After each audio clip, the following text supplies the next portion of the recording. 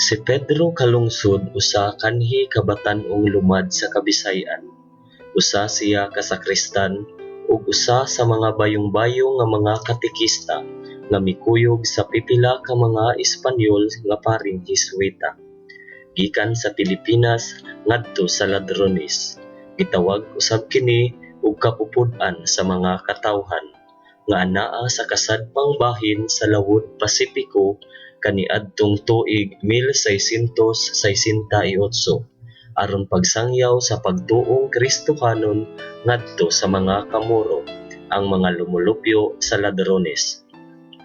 Pag-abot nila sa isla sa Ladrones, giilisdan sa mga misyonero ang ngalan sa maong kapupud-an og Marianas, agig pasidungog ngadto sa mahal nga Birhen Maria ug sa reyna sa Espanya nga si Maria Ana, nga maoy tighatag sa mga kinahanglanon sa maong misyon.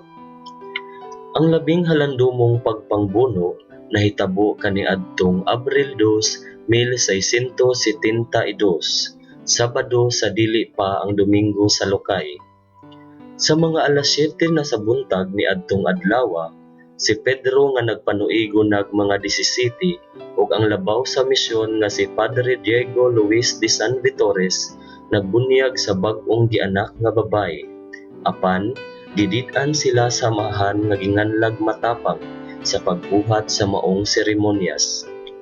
Sa laing bahin, ang pagbiya ni Matapang nakahatag og higayon kang Padre Diego ug Pedro sa pagbunyag sa bata ubos sa pagtugot sa Kristohanong inahan niini. Misamot ang kasuko ni Matapang sa dihang iya kining nahisayran.